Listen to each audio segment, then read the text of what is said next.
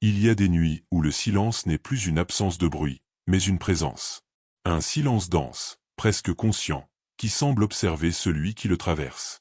Ce sont des nuits où l'on sent, sans pouvoir l'expliquer, que quelque chose cherche à entrer en contact.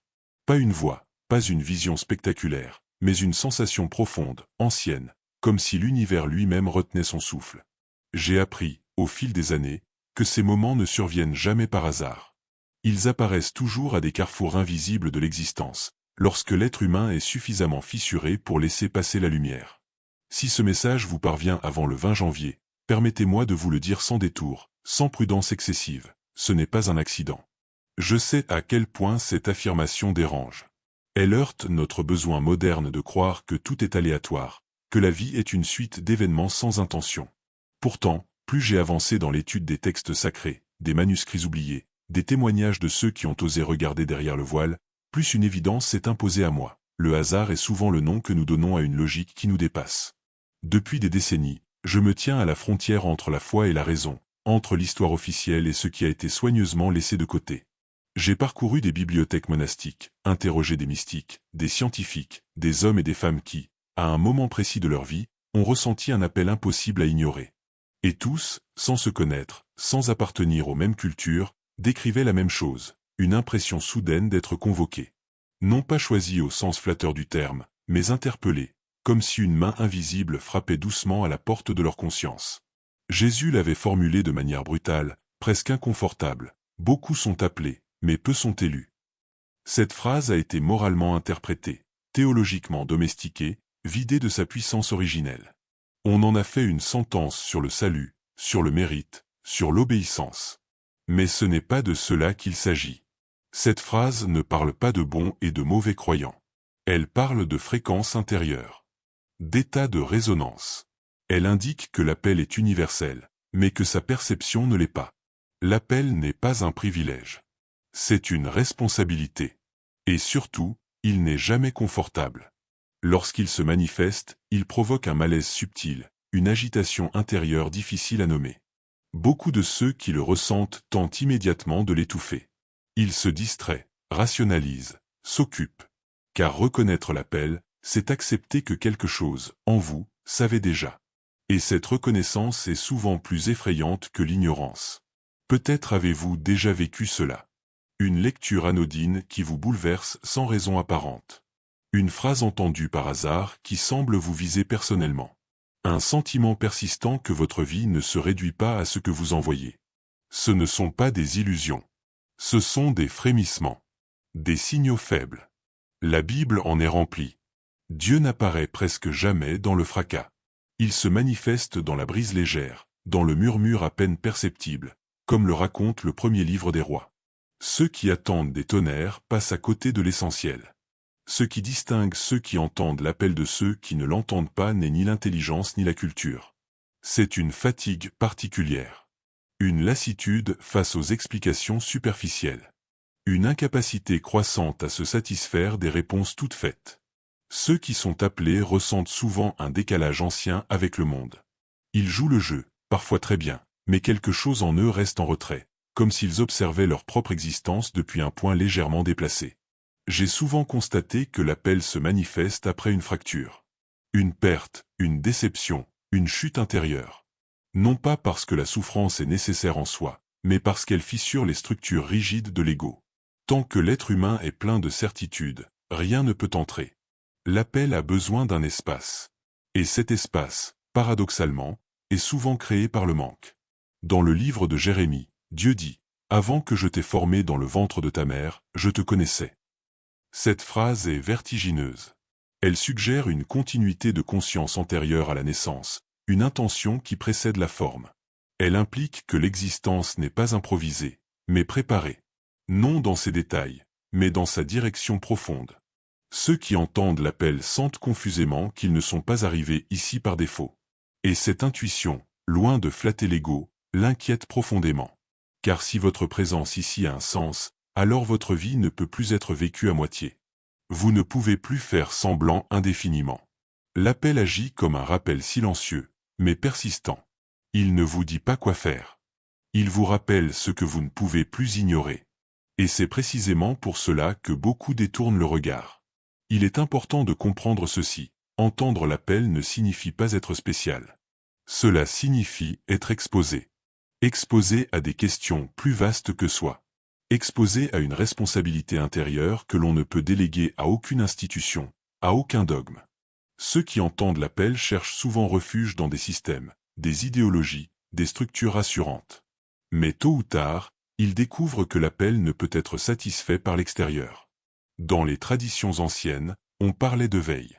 D'hommes et de femmes qui, à certaines périodes de l'histoire, étaient tirés de leur sommeil intérieur pour observer, comprendre, témoigner. Non pour prêcher, mais pour maintenir une présence consciente lorsque le monde traverse des zones d'ombre. Ces veilleurs n'étaient pas reconnus. Ils étaient souvent solitaires, incompris, parfois considérés comme dérangeants. Leur rôle n'était pas d'être visible, mais d'être stable intérieurement. Si ce message résonne en vous, si vous ressentez cette étrange familiarité, je vous invite à ne pas chercher immédiatement à comprendre. L'appel ne se comprend pas, il se reconnaît. Il agit comme un souvenir qui remonte à la surface sans image précise. Et ce souvenir, une fois éveillé, ne disparaît plus. Il peut être ignoré, repoussé, recouvert de bruit, mais il revient toujours, sous une forme ou une autre. Ce qui est en jeu ici n'est pas une date, ni un événement extérieur spectaculaire. Ce qui est en jeu, c'est votre capacité à rester attentif, à ne pas vous rendormir intérieurement. Le monde moderne est extraordinairement efficace pour anesthésier l'appel. Il propose des distractions infinies, des urgences artificielles, des peurs recyclées. Mais malgré tout cela, l'appel continue de se manifester, discrètement, obstinément. Si vous êtes encore ici, à écouter, à ressentir, sans chercher immédiatement à classer ou à rejeter ce que vous entendez, alors quelque chose en vous a déjà répondu. Pas par des mots, par une ouverture. Et cette ouverture, une fois créée, appelle autre chose. Une descente plus profonde. Une exploration qui ne fait que commencer. On nous a appris à approcher la Bible comme on aborde un objet ancien, fragile, figé dans le temps, à manipuler avec respect mais à distance. On nous a appris à la lire comme un document historique, un recueil de lois, de récits et de métaphores propres à une époque révolue. Cette manière de faire est rassurante, car elle maintient une séparation claire entre le lecteur et le texte. Or cette séparation est illusoire. La Bible n'a jamais été conçue pour être un simple objet d'étude. Elle n'est pas un texte passif. Elle est un champ actif. Elle observe celui qui l'approche. Lorsque l'Épître aux Hébreux affirme que la parole de Dieu est vivante, efficace et plus pénétrante qu'une épée à double tranchant, elle ne s'exprime pas de manière poétique. Elle décrit une fonction, une mécanique subtile. La parole ne se contente pas de transmettre des informations, elle traverse. Elle pénètre les couches profondes de la conscience, là où l'intellect n'a que peu d'accès. C'est pour cette raison que deux personnes peuvent lire exactement les mêmes versets et en ressortir avec des expériences radicalement différentes. J'ai vu des théologiens capables de réciter les Écritures dans leur langue d'origine sans jamais être touchés par elles. Et j'ai vu des hommes et des femmes sans formation particulière être bouleversés par une seule phrase entendue presque par hasard. La différence n'était ni la culture ni l'intelligence. Elle résidait dans l'état intérieur. La parole ne se donne pas à celui qui cherche à la posséder. Elle se révèle à celui qui accepte d'être traversé. Il faut comprendre que la Bible n'a jamais été pensée comme un manuel explicatif du monde. Elle fonctionne davantage comme un miroir dynamique. Lorsque vous la lisez, vous n'êtes pas face à un texte neutre, mais face à un dispositif symbolique extrêmement sophistiqué, élaboré pour interagir avec la conscience humaine. Les récits, les images, les contradictions apparentes, les silences même, tout est structuré pour provoquer un mouvement intérieur. La parole agit différemment selon ce que vous êtes capable de recevoir à un instant donné. C'est pourquoi certaines pages restent muettes pendant des années, puis soudain s'illuminent sans que le texte ait changé. Ce n'est pas la parole qui évolue. C'est le lecteur. Ou plus précisément, c'est le niveau de conscience à partir duquel il lit. La Bible n'est pas un livre qui livre son sens une fois pour toutes. Elle est un texte stratifié, multidimensionnel, qui s'ouvre par couches successives. Dans l'évangile de Thomas, ce texte exclut du canon mais d'une importance capitale. Jésus dit, « Celui qui trouve l'interprétation de ces paroles ne goûtera pas la mort. » Cette phrase a été jugée dangereuse parce qu'elle déplace le centre de gravité de la foi. Elle ne promet pas le salut par l'adhésion à une doctrine, mais par une compréhension intérieure. Et cette compréhension n'est pas intellectuelle. Comprendre, dans ce contexte, signifie reconnaître quelque chose de déjà présent. L'erreur moderne consiste à croire que la Bible doit être expliquée pour être comprise. En réalité, toute tentative d'explication prématurée agit comme un écran. Elle fige le texte dans un sens unique et empêche l'expérience directe. Les anciens le savaient. C'est pour cela que l'enseignement se faisait souvent par paraboles, par images ouvertes, volontairement ambiguës. La parole devait rester vivante, c'est-à-dire insaisissable par l'ego. Il existe dans la tradition hébraïque une idée fondamentale. La Torah a 70 visages. Cela signifie qu'un même verset peut révéler des significations multiples, simultanées, sans que l'une annule l'autre. Cette multiplicité n'est pas un défaut, elle est une propriété essentielle du texte sacré. La parole n'est pas linéaire. Elle est fractale. Chaque lecture ouvre une nouvelle porte, non parce que le texte change, mais parce que la conscience qu'il aborde n'est plus exactement la même. C'est ici que réside le caractère dérangeant de la Bible. Elle ne se laisse pas dominer. Elle résiste à l'analyse purement rationnelle. Elle semble parfois se contredire, se répéter, se perdre. Mais ces défauts apparents sont des mécanismes. Ils empêchent une appropriation trop rapide. Ils forcent le lecteur à ralentir, à douter, à revenir sur ses certitudes. La parole travaille par friction. J'ai souvent remarqué que plus un lecteur cherche à contrôler le sens, plus le texte se referme.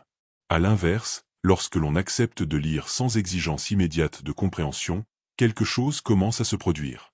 Des associations inattendues émergent. Des souvenirs enfouis remontent. Des émotions surgissent sans cause apparente. Ce sont des signes que la parole a commencé son travail. La Bible n'a pas pour fonction principale de décrire Dieu. Elle a pour fonction de transformer celui qui la lit. Elle agit comme un catalyseur. Elle accélère certains processus intérieurs, met en lumière des zones d'ombre, révèle des résistances.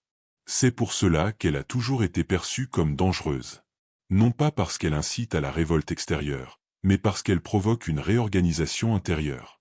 Dans les premiers siècles, de nombreux courants mystiques chrétiens considéraient que la parole était une entité vivante, presque autonome. Ils parlaient du logo non comme d'un concept abstrait, mais comme d'une force active, présente dans le monde et dans la conscience humaine. Lire la parole, c'était entrer en contact avec cette force. Une force qui observe, qui répond, qui agit. Cette idée a été progressivement atténuée, puis presque effacée, au profit d'une lecture plus sécurisée, plus contrôlable. La parole est devenue un objet d'enseignement plutôt qu'un sujet de rencontre. Pourtant, ceux qui s'en approchent avec une sensibilité intacte sentent rapidement que quelque chose les regarde en retour. Une forme d'intelligence silencieuse, non localisée, mais indéniable. Pourquoi certains passages provoquent-ils une résistance immédiate? Pourquoi d'autres apaisent-ils sans raison logique? Ce ne sont pas des réactions aléatoires. La parole agit comme un révélateur. Elle met en évidence ce qui, en vous, est prêt à être vu, et ce qui ne l'est pas encore. Elle n'impose rien. Elle expose. Il est frappant de constater que Jésus n'explique presque jamais ses paroles. Lorsqu'on lui demande des clarifications, il répond souvent par une autre image, une autre parabole, laissant l'interlocuteur face à son propre travail intérieur. Il ne cherche pas à convaincre, mais à déplacer. La compréhension, dans ce contexte, est un processus intime, non transférable. La parole ne se révèle jamais sous la pression. Elle se manifeste dans un état de disponibilité. C'est pour cela que tant de lectures restent stériles. Non parce que le texte est obscur, mais parce que l'esprit est saturé. Saturé de concepts, d'attentes, de cadres préexistants. La parole exige un certain vide. Un espace intérieur où elle peut résonner. Ceux qui entendent réellement la parole décrivent souvent une sensation étrange, celle d'être à la fois lecteur et lu. Comme si le texte connaissait déjà leurs failles, leurs peurs, leurs désirs cachés. Ce sentiment n'est pas psychologique. Il est structurel. La parole est conçue pour interagir avec la conscience humaine, pas pour l'informer de l'extérieur. C'est ici que beaucoup reculent. Car être lu implique une forme de nudité intérieure. La parole met à nu sans violence, mais sans compromis. Elle révèle sans condamner, mais sans flatter. Elle ne s'adresse pas au personnage social, ni même à l'identité religieuse. Elle s'adresse à ce qu'il y a de plus ancien, de plus profond, de plus difficile à nommer. Si la Bible continue de traverser les siècles malgré toutes les tentatives de domestication, c'est parce qu'elle ne dépend pas de ses lecteurs pour être vivante. Elle l'est par nature. Et elle continuera d'agir tant qu'il existera des consciences capables de l'approcher sans la réduire. Lire la parole, c'est accepter d'entrer dans une relation asymétrique. Vous ne savez jamais exactement ce qu'elle va faire de vous. Vous ne savez jamais quel verset, quelle image, quel silence va soudain s'animer. Et c'est précisément cette imprévisibilité qui fait sa puissance. La parole ne se révèle pas quand on la force. Elle se révèle quand quelque chose, en vous, cesse de résister.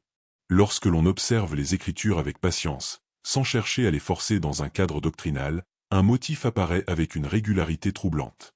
Dieu ne choisit jamais ceux que le monde considère comme prêts. Il ne choisit ni les puissants, ni les assurés, ni les convaincus. Il semble même les éviter. À leur place, il appelle ceux qui doutent, ceux qui hésitent, ceux qui tentent de fuir l'appel au moment même où ils le ressentent. Comme si la faille intérieure était la condition première du dialogue.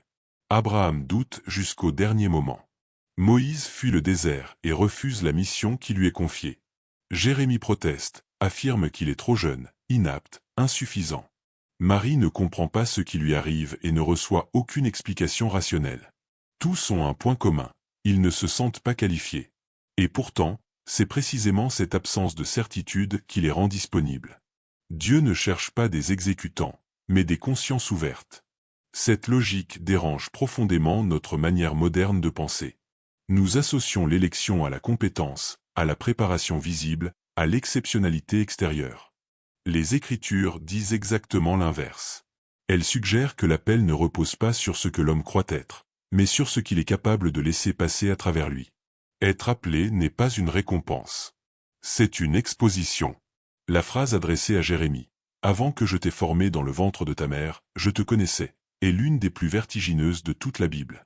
Elle rompt avec l'idée d'une existence qui commencerait à la naissance. Elle introduit une continuité de conscience, une mémoire antérieure à la chair. Cette phrase n'explique rien. Elle ouvre un abîme. Elle suggère que certaines trajectoires ne sont pas improvisées, mais reconnues. Ce n'est pas une idée isolée. On la retrouve, sous des formes différentes, dans de nombreuses traditions. Les textes apocryphes, en particulier le livre d'Enoch, parlent de veilleurs. Des êtres qui observent, qui accompagnent, qui interviennent à des moments précis de l'histoire humaine. Ces textes ont été écartés, non parce qu'ils étaient incohérents, mais parce qu'ils introduisaient une vision du monde trop vaste, trop dérangeante pour une théologie du contrôle. Les veilleurs ne sont pas décrits comme des figures spectaculaires. Ils ne portent pas de signes visibles. Ils ne sont pas reconnaissables de l'extérieur. Leur particularité est intérieure. Ils savent, sans savoir comment. Ils ressentent un appel ancien, persistant, parfois épuisant. Ils ont souvent le sentiment d'être revenus plutôt que d'être venus. Non par arrogance, mais par familiarité étrange avec certaines questions existentielles. J'ai rencontré de nombreuses personnes qui, sans jamais avoir lu ces textes, décrivaient exactement ce sentiment.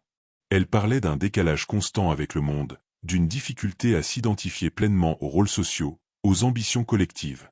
Elles vivaient, travaillaient, aimaient, mais une part d'elles restait en retrait, observatrice. Non par froideur, mais par lucidité douloureuse. Ces personnes ne se reconnaissaient pas dans les récits de réussite, de domination, de compétition. Elles cherchaient autre chose, sans pouvoir le nommer. Et surtout, elles avaient cette impression persistante d'avoir toujours su quelque chose d'essentiel, sans jamais pouvoir le formuler clairement. Comme un souvenir sans image. Comme une vérité sans mots. Les Écritures parlent souvent de ces êtres en termes indirects. Elles évoquent des restes, des petits troupeaux, des justes silencieux. Non parce qu'ils seraient moralement supérieurs, mais parce qu'ils sont capables d'écouter. L'écoute, dans la Bible, n'est pas passive. Elle est une posture intérieure. Écouter, c'est accepter d'être déplacé. Il est frappant de constater que les appelés cherchent presque toujours à échapper à leur appel. Moïse argumente, Abraham négocie, Jonas fuit. Ce refus initial n'est pas une faiblesse. Il est une lucidité. L'âme sait que répondre à l'appel implique une transformation irréversible. Une fois que l'on a reconnu l'appel, il devient impossible de revenir à une existence purement automatique. Dans les traditions mystiques, on parle souvent d'âmes anciennes. Non pas au sens d'un âge chronologique, mais d'une maturité intérieure. Ces âmes semblent porter en elles une mémoire profonde, une familiarité avec les cycles de chute et de relèvement, de perte et de renaissance. Elles reconnaissent instinctivement les moments de transition collective, même lorsqu'aucun signe extérieur ne les annonce. Ces âmes ne sont pas toujours heureuses. Leur sensibilité accrue les rend vulnérables. Elles ressentent intensément les déséquilibres du monde, les injustices, les violences invisibles. Elles portent souvent une fatigue ancienne, comme si leur chemin avait commencé bien avant leur naissance actuelle. Et pourtant, malgré cette fatigue, quelque chose en elles persiste. Une fidélité à un appel qu'elles ne se souviennent pas avoir accepté consciemment. Le livre d'Enoch évoque des périodes précises où ces âmes reviennent, lorsque l'équilibre du monde est menacé, lorsque la conscience collective traverse des zones de turbulence. Ces récits ne doivent pas être pris comme des chronologies littérales, mais comme des descriptions symboliques de processus récurrents. L'histoire humaine avance par cycles, et certains types de conscience semblent se manifester toujours au même carrefour. Il est important de comprendre que ces âmes ne sont pas envoyées pour sauver le monde. Cette idée est une déformation moderne, nourrie par le besoin de héros. Leur rôle est plus discret, plus exigeant. Elles sont là pour maintenir une fréquence, une présence consciente, lorsque tout pousse à l'oubli. Leur simple manière d'être agit comme un rappel silencieux. Si vous avez souvent eu l'impression d'être en décalage avec le monde, ce n'est peut-être pas une inadaptation. Peut-être est-ce une mémoire.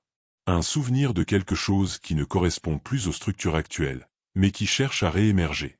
Les Écritures suggèrent que le monde traverse périodiquement des phases où l'ancien ne fonctionne plus et où le nouveau n'est pas encore visible. Ces phases sont inconfortables. Elles produisent de l'angoisse, de la confusion, du rejet. Les âmes appelées ressentent ces phases avant les autres. Non parce qu'elles sont plus intelligentes, mais parce qu'elles sont moins anesthésiées. Elles perçoivent les fissures dans le récit collectif.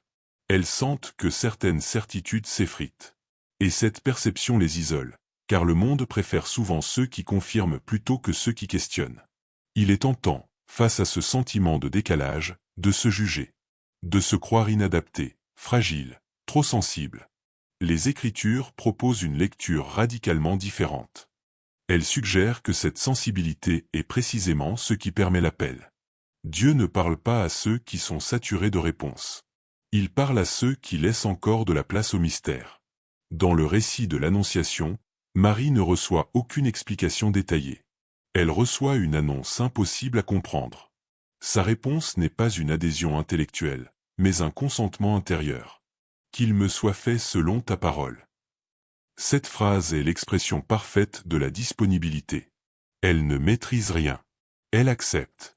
Les âmes appelées ne sont pas celles qui savent ce qui va arriver. Elles sont celles qui acceptent de ne pas savoir, tout en avançant. Cette posture est profondément déstabilisante pour l'ego, mais elle est la seule qui permette une transformation réelle. L'appel n'est jamais une certitude confortable. Il est une invitation à marcher sans carte. Beaucoup de ceux qui ressentent cet appel tentent de le rationaliser, de le réduire à une construction psychologique, à un besoin de sens.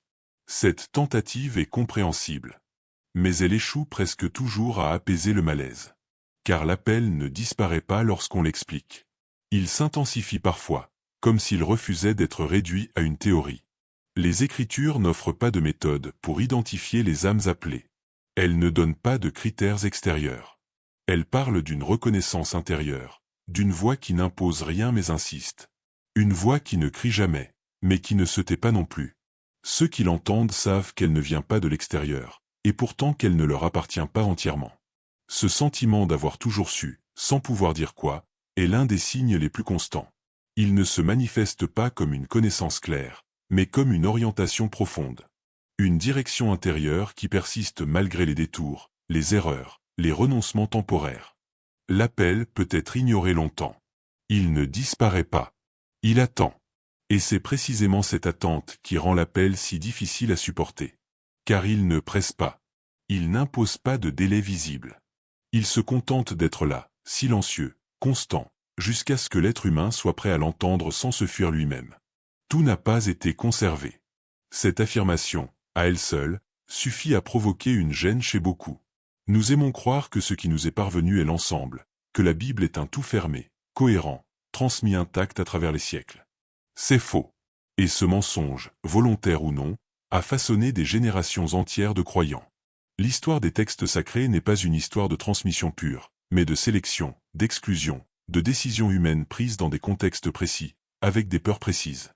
Lorsque l'on commence à étudier sérieusement les premiers siècles du christianisme, une réalité s'impose rapidement. Il existait une pluralité de christianisme.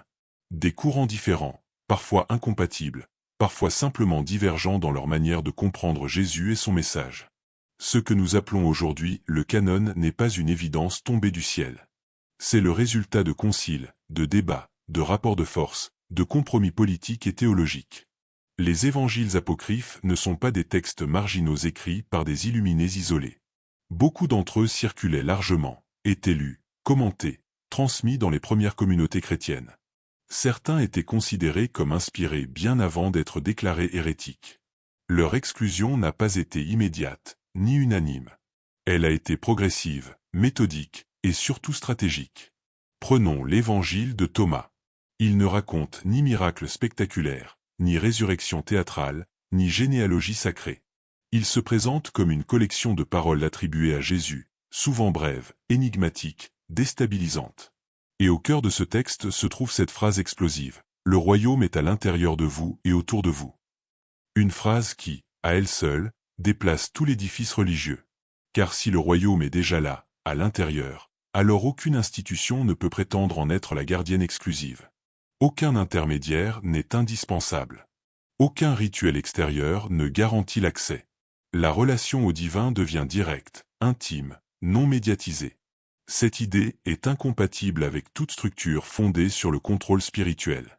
Pendant longtemps, j'ai cru que ces textes avaient été écartés pour des raisons doctrinales, parce qu'ils s'écartaient d'une orthodoxie encore fragile. Mais cette explication est insuffisante. Ce qui dérange réellement dans ces écrits, ce n'est pas leur contenu théologique, mais leur effet sur la conscience. Ils ne structurent pas, ils déstabilisent. Ils ne rassurent pas, ils exposent. Ces textes réveillent trop tôt. Ils court-circuitent les étapes. Ils s'adressent directement à l'expérience intérieure sans passer par l'apprentissage progressif, par la discipline collective, par l'encadrement institutionnel. Ils supposent un lecteur capable de responsabilité spirituelle. Et c'est précisément ce que les structures religieuses naissantes ne pouvaient pas se permettre à grande échelle. Il faut se souvenir que l'Église s'est développée dans un monde instable, violent, fragmenté. Elle a dû créer de l'ordre, de la cohésion, une identité commune. Pour cela, elle avait besoin de récits clairs, de dogmes définis, de frontières nettes entre le vrai et le faux. Les textes qui introduisaient l'ambiguïté, la responsabilité individuelle, l'expérience directe du divin représentaient une menace pour cette construction. Dire que Dieu est une présence intérieure, c'est retirer à la peur son efficacité. C'est rendre l'homme moins dépendant, moins manipulable. C'est aussi l'exposer à un vertige immense, celui de ne plus pouvoir déléguer sa relation au sacré. Cette liberté est exigeante. Elle demande une maturité intérieure que peu sont prêts à assumer. Les évangiles apocryphes ne flattent pas l'ego. Ils ne promettent ni récompense facile, ni salut automatique. Ils parlent d'un chemin intérieur, souvent solitaire, parfois douloureux. Ils insistent sur la connaissance de soi comme voie vers Dieu. Une connaissance qui n'a rien d'intellectuel, mais qui implique une mise à nu progressive. C'est pour cette raison que ces textes ont été qualifiés de dangereux. Non pas parce qu'ils étaient faux, mais parce qu'ils étaient trop vrais pour être confiés à des consciences encore immatures collectivement. La vérité, lorsqu'elle arrive trop tôt, peut désorienter, fragmenter, provoquer des dérives. Les autorités religieuses l'ont compris, et ont choisi de retarder l'accès à certaines idées. Mais ce retard a eu un prix. En retirant ces textes, on a aussi retiré une dimension essentielle du message originel, l'idée que le divin n'est pas seulement au-dessus, mais au-dedans. Que la transformation ne vient pas uniquement de l'obéissance extérieure, mais d'un retournement intérieur. Cette amputation a profondément marqué la spiritualité occidentale. Ce qui est fascinant, c'est que malgré leur exclusion, ces idées n'ont jamais complètement disparu. Elles ont ressurgi périodiquement, chez les mystiques, les hérésiarques, les contemplatifs, souvent au prix de leur vie ou de leur liberté. Maître Eckhart, par exemple, parlait d'un Dieu qui naît dans l'âme. Une idée pour laquelle il a été accusé d'hérésie. Pourtant, cette idée est profondément biblique, si l'on accepte de lire entre les lignes. Le blasphème, contrairement à ce que l'on croit, n'est pas de questionner Dieu. Le blasphème véritable est de figer Dieu dans des formules, de le réduire à un concept inoffensif, de l'éloigner suffisamment pour ne plus être dérangé par sa présence. Chercher est un acte sacré. Refuser de voir est un confort spirituel. Ceux qui ressentent l'appel sont précisément ceux pour qui ce confort n'est plus possible. Ils ont essayé de se satisfaire des réponses officielles, des catéchismes bien ordonnés, des explications closes. Et quelque chose en eux a résisté. Non par orgueil, mais par fidélité à une intuition plus profonde. Ils sentent que le récit transmis est incomplet, non parce qu'il serait faux, mais parce qu'il est amputé. Ces personnes sont souvent accusées de doute, d'instabilité, voire de rébellion spirituelle. En réalité, elles sont simplement incapables de faire semblant. Elles pressentent qu'une partie essentielle du message a été mise de côté, non pour être perdue, mais pour être retrouvée plus tard, lorsque la conscience humaine serait prête à l'assumer sans se détruire. Les découvertes de Nag Hammadi, au XXe siècle, ont confirmé ce que certains soupçonnaient déjà. Des textes entiers, conservés pendant des siècles dans le silence, ont refait surface. Non pas par hasard, mais à un moment précis de l'histoire. Comme si quelque chose estimait que le temps était venu. Ces manuscrits n'apportaient pas de nouvelles croyances, mais une autre manière de lire celle que nous connaissions déjà. Ils ne contredisent pas les évangiles canoniques. Ils les complètent, les déplacent, les approfondissent.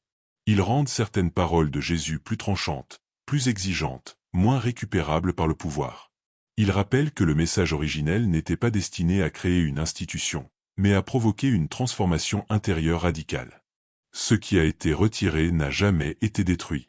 Cela a été mis en sommeil. Comme certaines vérités trop puissantes pour être manipulées sans danger. Et ce sommeil n'est pas éternel. Les textes reviennent toujours lorsque la conscience collective atteint un seuil critique. Lorsqu'un nombre suffisant d'individus n'est plus satisfait par les formes extérieures et cherche une expérience plus directe.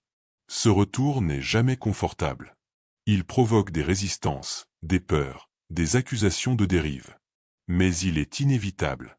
Car ce qui est vivant ne peut être enterré indéfiniment. Les paroles de Jésus contenues dans ces textes agissent encore aujourd'hui comme des détonateurs silencieux. Elles réveillent des questions que l'on croyait réglées. Si vous êtes troublé par ces idées, ce trouble est significatif. Il indique que quelque chose en vous reconnaît une vérité que l'on vous a appris à contourner. Les textes retirés ne demandent pas à être crus. Ils demandent à être expérimentés intérieurement. Et cette expérience ne peut être ni imposée, ni accélérée. Ceux qui sont attirés par ces écrits ne cherchent pas à détruire la foi. Ils cherchent à la retrouver dans sa forme la plus nue, la plus exigeante, la moins récupérable. Ils pressentent que Dieu ne peut être confiné dans des structures sans perdre sa nature même. Et c'est précisément pour cela que ces textes continuent de déranger, aujourd'hui encore. Les anciens savaient que le temps n'est pas ce que nous croyons.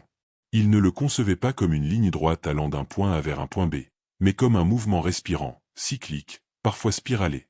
Le temps, pour eux, était vivant. Il avait des saisons, des accélérations, des ralentissements, des silences. L'Ecclésiaste l'exprime avec une sobriété déconcertante. Il y a un temps pour toute chose. Cette phrase n'est pas une banalité philosophique. Elle décrit une architecture invisible, une organisation profonde de l'expérience humaine. Nous avons progressivement perdu cette sensibilité. Le monde moderne a aplati le temps. Il l'a découpé, mesuré, marchandisé. Nous vivons désormais dans une succession de dates, d'horaires, de délais, comme si le temps était un simple contenant neutre. Pourtant, quelque chose résiste à cette réduction. Quelque chose, en nous, c'est que certains moments ne sont pas équivalents à d'autres. Que certaines périodes portent une densité particulière. Une charge. Depuis plusieurs années, je recueille des témoignages qui vont tous dans le même sens. Des personnes très différentes, vivant sur des continents différents, sans lien entre elles, me décrivent une sensation étrange. Le temps semble s'accélérer. Les semaines passent comme des jours. Les jours se compressent. Et paradoxalement, certains instants semblent s'étirer, devenir presque hors du temps. Cette perception n'est pas constante. Elle apparaît par vagues. Comme si le temps lui-même connaissait des fluctuations. Ces témoignages sont souvent accompagnés d'un autre phénomène, une multiplication des synchronicités. Des coïncidences trop précises pour être balayées d'un revers de main. Des rencontres inattendues. Des informations qui arrivent exactement au moment où elles sont nécessaires. Des pensées qui semblent précéder les événements. Longtemps, on a relégué ces expériences au domaine du subjectif, de l'anecdotique. Mais leur fréquence croissante oblige à les considérer autrement. Daniel annonçait que, dans les derniers temps, la connaissance augmenterait. Cette phrase a été interprétée de 1000 manières, souvent catastrophistes.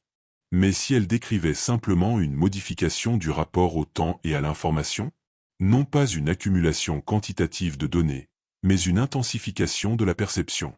Une capacité accrue à relier, à reconnaître, à voir des motifs là où il n'y avait auparavant que du bruit. Le temps des signes n'est pas spectaculaire. Il ne se manifeste pas par des miracles visibles ou des événements tonitruants. Il se manifeste par une sensation diffuse que quelque chose s'aligne.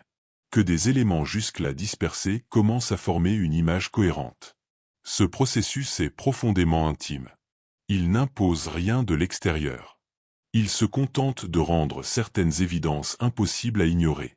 Les anciens parlaient de kéros, le temps opportun, le moment juste. Contrairement au chrono, le temps mesurable, le kéros est qualitatif. Il ne se laisse pas planifier. Il survient. Et lorsqu'il survient, il exige une réponse.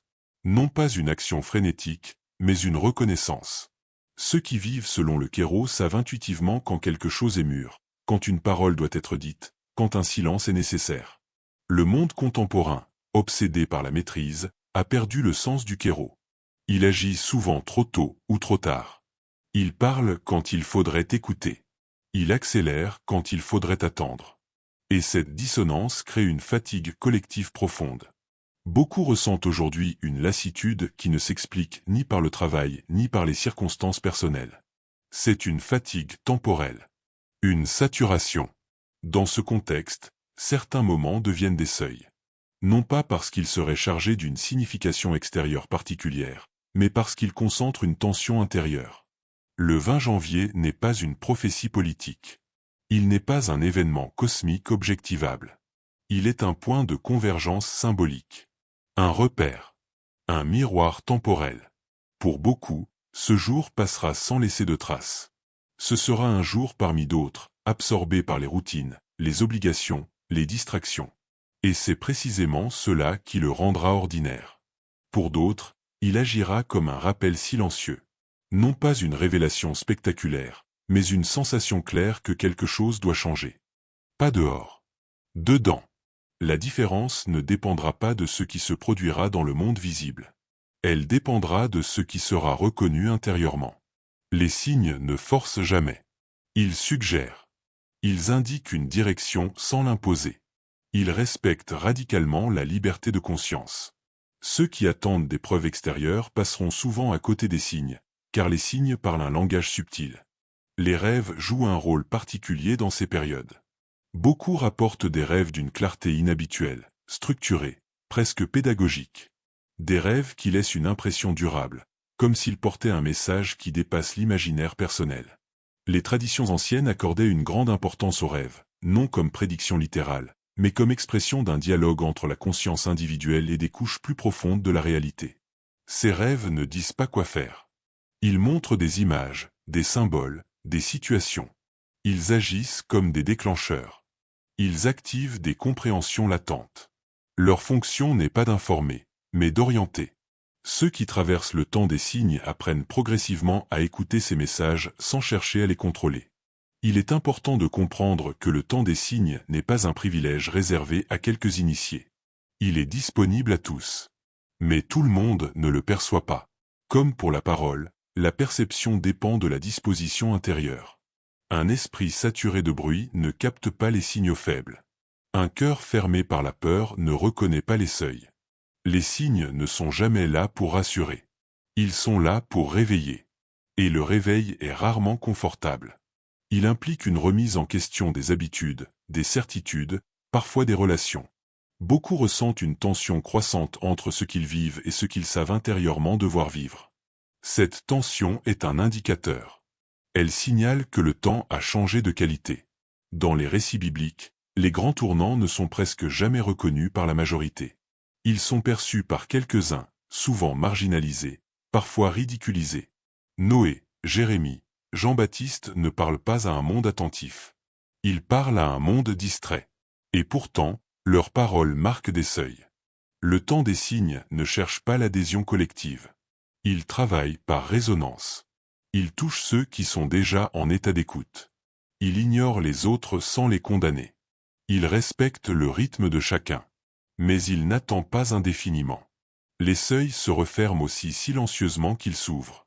Ce qui rend cette période particulière, c'est la simultanéité des signaux.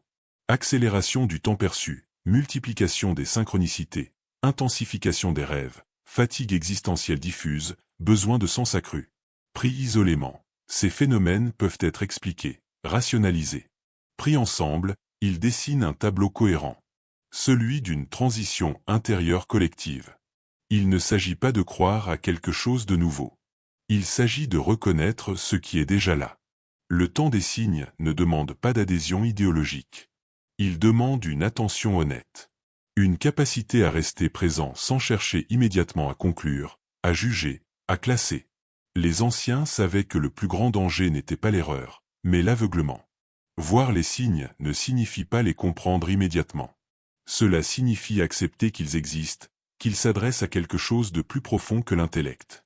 Et cette acceptation, à elle seule, modifie déjà la trajectoire intérieure. Le seuil n'est jamais imposé. Il est proposé. Et chacun y répond à sa manière, souvent sans même en être pleinement conscient. Dieu ne parle jamais de manière directe. C'est peut-être l'une des vérités les plus dérangeantes pour l'esprit humain. Nous aimerions des instructions claires, des phrases nettes, des ordres précis. Mais Dieu ne fonctionne pas ainsi. Il parle en symbole, non par goût du mystère, mais parce que le symbole est le seul langage capable de traverser toutes les couches de la conscience humaine. Le mot s'adresse à l'intellect. Le symbole, lui, s'adresse à l'être tout entier. Depuis toujours, les textes sacrés utilisent les mêmes images, le feu, la lumière, l'eau, le souffle, la nuit, le désert, la montagne. Nous avons pris l'habitude de les considérer comme des décors, des éléments narratifs, presque folkloriques. En réalité, ce sont des états intérieurs. Des cartes de la conscience. Le désert n'est pas un lieu géographique. C'est l'expérience du dépouillement. La montagne n'est pas une altitude physique. C'est l'élévation du regard. Le feu n'est pas une flamme extérieure. C'est une transformation. Lorsque Moïse rencontre Dieu dans le buisson ardent, le feu ne consume pas. C'est un détail essentiel. Il ne détruit pas, il révèle. Ce feu-là n'appartient pas au monde matériel. Il est une métaphore d'une intensité intérieure qui éclaire sans annihiler. Ceux qui ont traversé certaines expériences de rupture, de crise ou d'éveil reconnaissent immédiatement cette image. Ils savent ce que signifie brûler sans se perdre. Jésus l'a dit sans ambiguïté, l'Esprit souffle où il veut. Cette phrase ne décrit pas une entité capricieuse, mais une loi spirituelle fondamentale. Ce qui est vivant ne peut être contrôlé. Ce qui est sacré ne peut être possédé. Toute tentative de fixer Dieu dans des formules, des rites figés, des dogmes immuables, revient à le transformer en objet. Or Dieu n'est pas un objet. Il est un mouvement. C'est pour cette raison que tant de personnes ressentent aujourd'hui une fatigue profonde face au bruit du monde. Ce bruit n'est pas seulement sonore. Il est informationnel, émotionnel, mental. Une saturation constante de stimuli qui empêche toute écoute intérieure. Beaucoup décrivent une attirance inexpliquée pour le silence, pour la lenteur, pour des espaces où rien ne semble se passer. Cette attirance n'est pas une fuite. C'est une réponse. Le silence n'est pas l'absence de Dieu. Il est son langage privilégié. Dans le premier livre des rois, Élie ne rencontre pas Dieu dans le tremblement de terre, ni dans le feu, ni dans l'ouragan, mais dans une voie de fin silence. Ce passage est fondamental. Il indique que plus la conscience humaine se raffine, plus le langage divin devient subtil. Ceux qui cherchent Dieu dans le spectaculaire risquent de ne jamais l'entendre. La nostalgie que beaucoup ressentent aujourd'hui, sans pouvoir l'associer à un souvenir précis, est l'un des signes les plus clairs de cette dynamique. Une nostalgie sans objet, sans passé identifiable, sans lieu perdu. Ce n'est pas une mélancolie psychologique. C'est une mémoire spirituelle. L'âme se souvient d'un état d'unité, de cohérence, de présence, que le monde moderne rend difficile à maintenir. L'esprit, lui, a oublié. Il est occupé à analyser, comparer, juger, anticiper. Il vit projeté dans le futur ou prisonnier du passé. L'âme, en revanche, ne fonctionne pas dans le temps linéaire.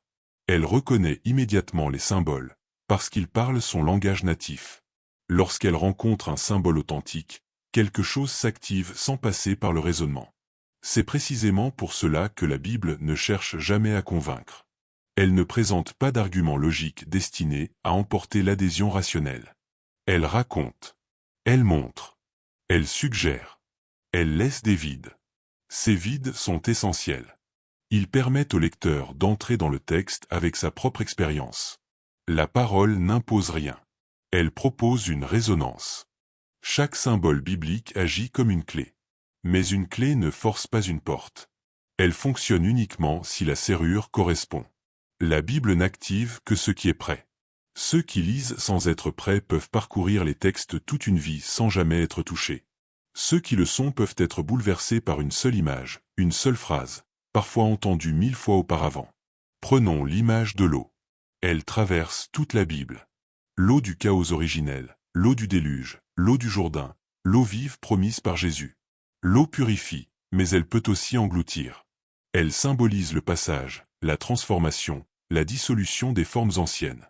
Beaucoup traversent aujourd'hui une période où leurs anciennes certitudes se dissolvent. Ils se sentent instables, incertains, vulnérables. Ils sont dans l'eau. Et l'eau n'est jamais confortable. Le désert, lui, est l'espace du dépouillement. C'est là que les grandes révélations ont lieu. Non parce que le désert apporte quelque chose, mais parce qu'il enlève tout le reste. Pas de distraction, pas de rôles sociaux, pas de faux appuis. Ceux qui traversent des périodes de solitude intense, même entourés de monde, connaissent cette expérience. Le désert n'est pas une punition. C'est une préparation. La montagne symbolise la perspective. On ne monte pas pour se rapprocher physiquement de Dieu, mais pour changer de point de vue. En haut de la montagne, le monde est le même, mais il est vu autrement. Beaucoup cherchent aujourd'hui à changer leur vie sans changer leur regard. Les symboles bibliques rappellent que la transformation commence toujours par la vision. Le souffle est peut-être le symbole le plus subtil. Dans la Bible, le souffle de Dieu donne vie à l'homme. Le mot hébreu ruah signifie à la fois souffle, esprit, vent. Il n'y a pas de séparation nette. Le souffle est invisible, mais ses effets sont tangibles. Il est impossible à saisir, mais impossible à nier. Beaucoup ressentent aujourd'hui une modification de leur respiration intérieure, une sensibilité accrue à leur état de présence. Ce sont des signaux discrets, mais fondamentaux. Le langage de Dieu n'est jamais univoque. Un même symbole peut agir différemment selon les personnes, selon les périodes de la vie. C'est pour cela qu'il est dangereux de figer les interprétations. Le symbole vivant se transforme avec celui qui le contemple. Lorsqu'il cesse de le faire, il devient une idole.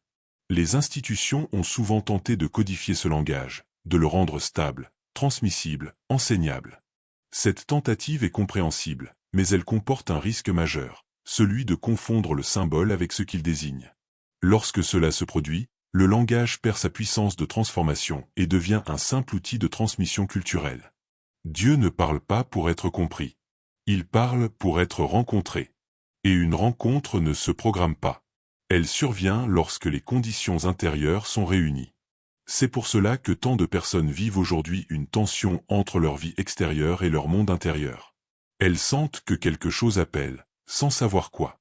Elles ressentent une fatigue face aux explications, aux discours, aux débats sans fin. Elles aspirent à une expérience directe. Cette aspiration est souvent mal comprise. On la confond avec un rejet du monde, une faiblesse, une fuite. En réalité, elle est le signe d'une maturation.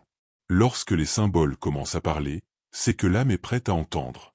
Et ce qu'elle entend n'est jamais formulé en phrases claires. C'est une orientation, une résonance, une évidence silencieuse. Le langage de Dieu ne crie jamais. Il ne s'impose pas. Il attend. Il se manifeste dans les interstices, dans les pauses, dans les moments où l'esprit cesse de vouloir maîtriser. Ceux qui cherchent à contrôler l'expérience spirituelle passent souvent à côté de l'essentiel. Ceux qui acceptent de se laisser traverser découvrent que le langage était déjà là, depuis toujours. La Bible, dans ce sens, n'est pas un livre à expliquer, mais un espace à habiter. Ces symboles ne demandent pas une adhésion, mais une disponibilité. Ils n'agissent pas sur la volonté, mais sur la profondeur. Et lorsqu'il s'active, il ne transforme pas immédiatement les circonstances extérieures. Il transforme la manière d'y être présent. Ce travail est lent. Il est souvent invisible. Mais il est irréversible. Tout appel authentique mène inévitablement à une nuit. C'est une loi spirituelle que l'on retrouve dans toutes les traditions sérieuses, bien qu'on préfère souvent l'ignorer. L'appel ne conduit pas immédiatement à la lumière, mais à une obscurité plus dense que celle que l'on connaissait auparavant. Cette nuit n'est pas une punition. Elle est une traversée. Et personne n'y échappe lorsqu'il va jusqu'au bout. Même le Christ a connu cette nuit. Le cri lancé sur la croix, « Pourquoi m'as-tu abandonné ?» a été trop souvent édulcoré, interprété comme une citation théologique, un simple accomplissement des Écritures. C'est une erreur. Ce cri est réel. Il est brut. Il est l'expression d'une expérience intérieure extrême, celle du retrait total de toute consolation spirituelle. À cet instant, même la certitude de la présence divine disparaît. Ce n'est pas un cri de faiblesse. C'est le point culminant de la foi. La foi débarrassée de toute récompense, de toute assurance, de toute projection. Une foi nue, exposée, sans appui. Ceux qui n'ont jamais traversé cette expérience ne peuvent pas la comprendre intellectuellement. Elle ne se transmet pas par des mots. Elle se reconnaît. J'ai observé ce phénomène chez presque tous ceux qui s'éveillent réellement. Non pas ceux qui adoptent un discours spirituel, mais ceux dont la conscience se transforme en profondeur. Ils passent par une période de perte. Perte de repères, perte de sens, parfois perte de relations, de projets, de croyances auxquelles ils tenaient. Le monde qui les soutenait jusque-là cesse soudainement de fonctionner. Cette phase est souvent interprétée comme un échec. On se croit tombé. On se reproche de ne plus ressentir ce que l'on ressentait avant. La prière devient sèche. Les textes sacrés semblent vides. Les symboles n'agissent plus. Le silence, autrefois apaisant, devient oppressant. Et l'on commence à douter non seulement de Dieu, mais de soi-même. C'est précisément là que la traversée commence réellement. La nuit de l'âme n'est pas une dépression ordinaire, bien qu'elle puisse lui ressembler extérieurement. Elle n'est pas causée par un événement précis, même si elle peut être déclenchée par une perte ou un choc. Elle est structurelle. Elle intervient lorsque les anciennes images de Dieu, de soi, du monde, ne sont plus viables, mais que les nouvelles ne sont pas encore accessibles. Tout ce qui soutenait l'identité spirituelle s'effondre. Les certitudes tombent. Les expériences passées perdent leur saveur. Même l'idée de progrès spirituel devient suspecte. C'est une phase profondément déstabilisante, car elle enlève à l'ego ses dernières justifications. Il n'y a plus rien à quoi se raccrocher. Les mystiques l'ont toujours su. Jean de la Croix parlait de la nuit obscure comme d'un passage nécessaire, non pour punir l'âme, mais pour la libérer de ses attachements subtils. Car même la spiritualité peut devenir une prison lorsqu'elle sert à éviter le réel. La nuit détruit tout ce qui n'est pas essentiel. Dieu semble absent durant cette période. Mais cette absence est trompeuse. Elle n'est pas un retrait réel, mais un retrait de la perception. Tout ce qui permettait de sentir Dieu est retiré. Non parce que Dieu s'éloigne, mais parce que l'âme doit apprendre à demeurer sans support sensible. C'est une purification radicale. Beaucoup abandonnent à ce stade. Ils concluent que tout cela n'était qu'une illusion, un emballement psychologique. Ils retournent à une vie plus simple, plus sécurisée, parfois plus cynique. Ce retour n'est pas un échec moral. Il est un choix. Mais ceux qui poursuivent la traversée savent qu'il n'y a pas de retour possible. Une fois que la nuit est engagée, elle doit être traversée. La solitude qui accompagne cette phase est souvent intense. Les mots deviennent inadéquats. Il devient difficile de partager ce que l'on vit, même avec des proches bienveillants. Les conseils spirituels classiques sonnent creux. Les phrases rassurantes irritent. On ne cherche plus à être consolé. On cherche quelque chose de vrai. Cette solitude n'est pas accidentelle. Elle est fonctionnelle. La nuit de l'âme isole parce qu'elle détruit les identifications collectives. Elle oblige l'être humain à se tenir seul face à l'inconnu. C'est une expérience de nudité intérieure. Tout ce qui était emprunté est retiré. Dans cette obscurité, certaines peurs anciennes remontent. Des blessures non résolues, des colères enfouies, des regrets jamais digérés. La nuit n'ajoute rien. Elle révèle. Elle enlève les filtres. Elle met en lumière ce qui était jusque-là masqué par l'activité, la foi, L'engagement. Beaucoup croient régresser. En réalité, ils voient enfin ce qui était déjà là. Dieu ne parle jamais aussi clairement que lorsque tout le reste s'est effondré. Mais ce langage n'est pas verbal. Il n'est pas émotionnel. Il est presque imperceptible. Une présence sans forme. Une stabilité silencieuse qui n'a besoin d'aucune confirmation. Mais cette présence n'est reconnaissable que lorsque tout le bruit intérieur s'est tu. Ceux qui traversent cette nuit décrivent souvent un paradoxe étrange, une souffrance réelle, parfois aiguë, accompagnée d'une paix profonde, presque imperceptible, mais indestructible. Cette paix n'est pas agréable. Elle n'est pas consolante. Elle est simplement là, comme un socle. Le plus difficile, dans cette traversée, est l'absence de repères temporels. On ne sait pas combien de temps cela va durer. Il n'y a pas de calendrier. Pas d'étape visible. Cette indétermination est l'une des épreuves majeures. L'esprit cherche désespérément des signes de progression. Il n'en trouve pas. La nuit ne donne aucun feedback. C'est précisément pour cela qu'elle purifie. Elle retire à l'ego son besoin de contrôle, de validation, de résultat. Elle oblige l'être humain à rester présent sans savoir, à demeurer sans comprendre, à continuer sans motivation. Si vous avez traversé cette nuit, vous savez qu'elle marque à jamais. Elle ne rend pas plus fort au sens ordinaire. Elle rend plus vrai. Elle enlève les couches inutiles. Elle simplifie. Ceux qui en émergent ne parlent plus de Dieu de la même manière. Ils parlent moins. Ils affirment moins. Ils écoutent davantage. Et si vous y êtes encore, si vous lisez ces mots en reconnaissant votre propre état intérieur, sachez ceci, la nuit n'est pas éternelle. Non pas parce qu'elle aurait une durée fixe, mais parce qu'elle a une fonction précise. Lorsqu'elle a accompli son œuvre, elle se dissout d'elle-même. Pas dans une explosion de lumière, mais dans une clarté tranquille. La traversée ne vise pas à vous détruire. Elle vise à vous dépouiller de ce qui n'est pas vous. Elle ne cherche pas à vous éloigner de Dieu, mais à enlever tout ce qui vous empêchait de le reconnaître sans intermédiaire. Et cette reconnaissance, lorsqu'elle survient, n'a rien de spectaculaire. Elle est simple, silencieuse, évidente. Mais la nuit, elle, doit d'abord faire son œuvre. Vous n'avez pas été appelé pour convaincre. Cette idée est difficile à accepter, surtout après un long chemin intérieur. L'ego spirituel aime croire qu'il doit expliquer, transmettre, corriger, éclairer les autres. Mais l'appel authentique ne va jamais dans ce sens. Il ne cherche ni à sauver, ni à dominer, ni à guider les foules. Il appelle à être. Simplement être. Présent. Aligné. Disponible. Jésus l'a dit avec une sobriété désarmante, vous êtes la lumière du monde. Il n'a pas dit que vous deviez le devenir. Il n'a pas parlé d'un objectif futur, d'un accomplissement conditionné. Il a parlé au présent. La lumière n'est pas quelque chose que l'on fabrique. Elle est ce qui reste lorsque l'on cesse de se masquer. Et surtout, la lumière ne fait pas de bruit. Elle ne cherche pas à être vue. Elle éclaire, même lorsqu'elle n'est pas remarquée. Beaucoup confondent encore la lumière avec la visibilité. Ils pensent qu'être appelé signifie être mis en avant, reconnu, suivi. C'est une illusion dangereuse. La lumière authentique agit dans la discrétion. Elle transforme l'espace sans s'imposer. Elle ne cherche pas à convaincre, car elle n'a rien à prouver. Elle est. Si ce message vous a atteint, ce n'est pas pour créer la peur. La peur est toujours un signe que quelque chose a été mal compris.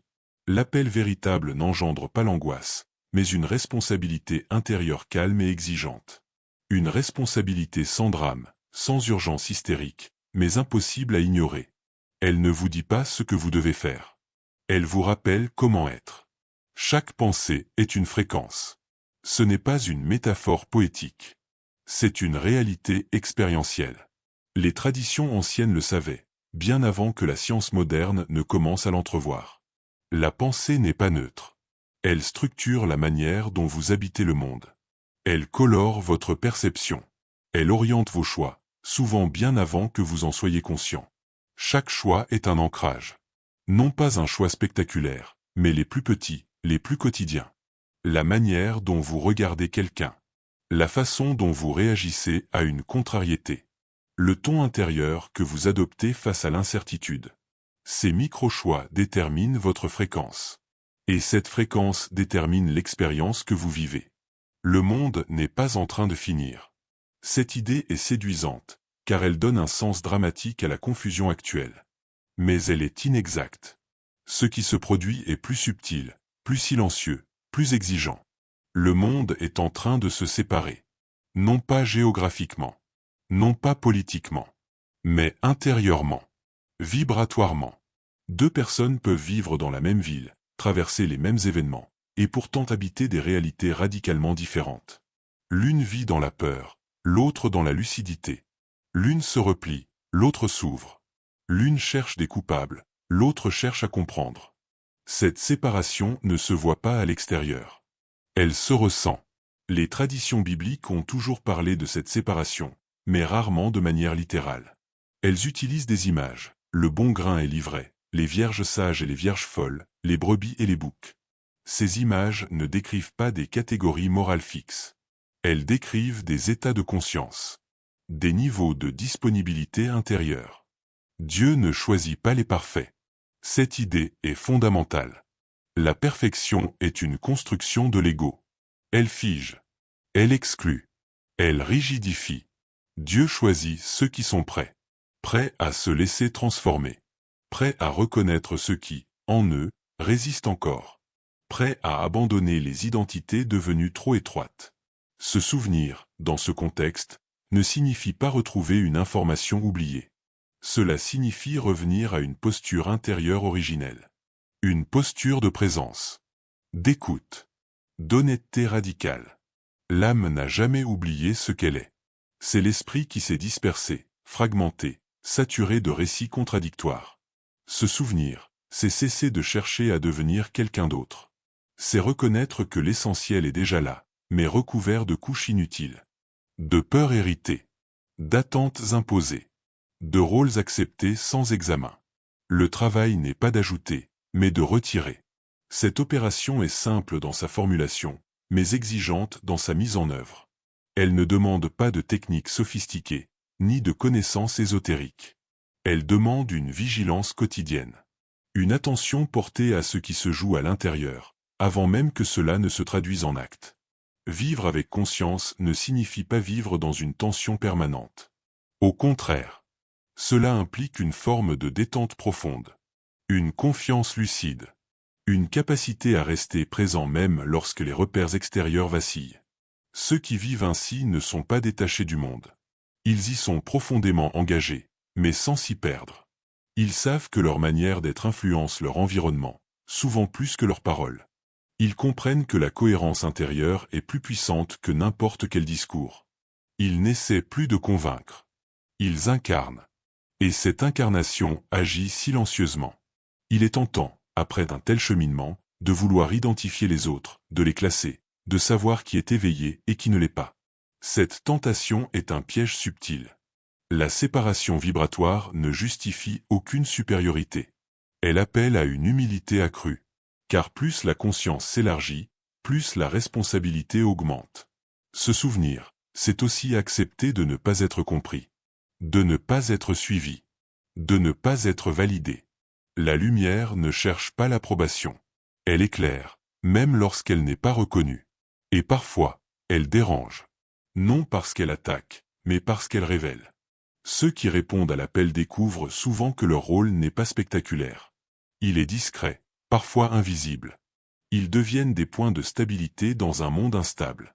Des présences calmes au milieu du bruit. Des rappels vivants que tout ne se joue pas à l'extérieur. Le plus grand piège serait de croire que le travail est terminé. Le souvenir n'est pas un état définitif. C'est une pratique. Une attention renouvelée, jour après jour. L'oubli revient facilement. Le monde est persuasif. Il attire, il distrait, il promet. Ce souvenir demande une fidélité silencieuse. Mais cette fidélité n'est pas lourde. Elle n'est pas austère. Elle est simple. Elle se manifeste dans la manière dont vous respirez, dont vous écoutez, dont vous traversez les événements ordinaires. Elle se manifeste dans votre capacité à rester présent sans vous durcir. Si vous ressentez cet appel, il n'y a rien à prouver. Rien à précipiter. Rien à annoncer. Vivre avec conscience est déjà une réponse. Le reste n'est pas entre vos mains. Et cela n'a jamais été le cas. Ce qui doit suivre suivra, non parce que vous l'aurez provoqué, mais parce que vous aurez cessé de lui résister.